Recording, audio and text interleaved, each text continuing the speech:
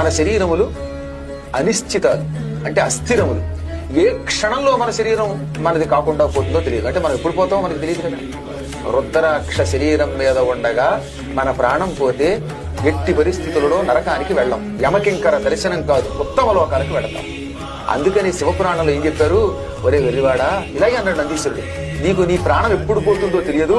పోయేటప్పుడు నీ శరీరం మీద రుద్రాక్ష ఉంటే నరకానికి పోవు. ఒకవేళ రుద్రాక్ష లేకపోతే నీ పాపముల వల్ల భయంకరమైన యమదండనకి నీవు గురి కావచ్చు. కాబట్టి సర్వకాల సర్వావస్థలలో నీ శరీరం మీద కనీసం ఒక్కటైనా రుద్రాక్ష ధరించు, దానివల్ల నీకు యమబాధ ఉండదు అని చెప్పాడు నందీశ్వరుడు. రుద్రాక్ష ధారణాదేవ రుద్రో భవత్య సంశయ. రుద్రాక్ష ధరించిన వాడు శివుడే అవుతాడు. ఇక్కడే రుద్రాక్ష కూడా మంత్రపూర్వకంగా ధారణ చేసిన వెంటనే శరీరంలో ఒక అవయవం అయిపోయింది. కాకపోతే ఎందుకు మెడలోనే ఉంచుకోవాలి ఎల్లవేళలా అంటే దానికి ఒక కారణం చెప్పారు.